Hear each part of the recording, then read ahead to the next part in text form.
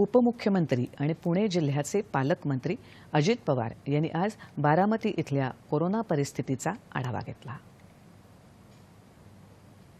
बारामती शहरासह ग्रामीण भागात कोरोना रुग्णांची संख्या कमी होत आहे। ही समाधानाची बाब असली तरी पॉझिटिव्हिटी दर 5% आत राहिला तरच निर्बंध आणखीन शिथिल केले जातील। प्रशासनाने पुढच्या 2 दिवसांची परिस्थिती पाहून निर्णय घ्यावा। यासाठी राज्य सरकारने ठरवून दिलेल्या निकषांचाही विचार केला जावा।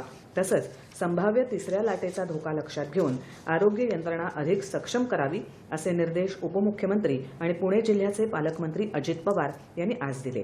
अजित पवार यांनी आज बारामतीत कोरोना प्रादुर्भावाची परिस्थिती आणि उपाययोजनांचा आढावा घेतला त्यावेळी ते बोलत होते। बारामती शहरासह तालुक्यातील कोरोना विषाणूसह म्युकरमायकोसिसच्या प्रादुर्भावाची सद्यस्थिती, प्रशासनाच्या वतीने करण्यात येणाऱ्या उपाययोजना, लहान बालकांसाठी वैद्यकीय सुविधा तसंच लसीकरण, ऑक्सिजन उपलब्धता, आरोग्य सुविधा अशा विषयांबाबत अजित पवार यांनी या बैठकीत माहिती जाणून घेतली।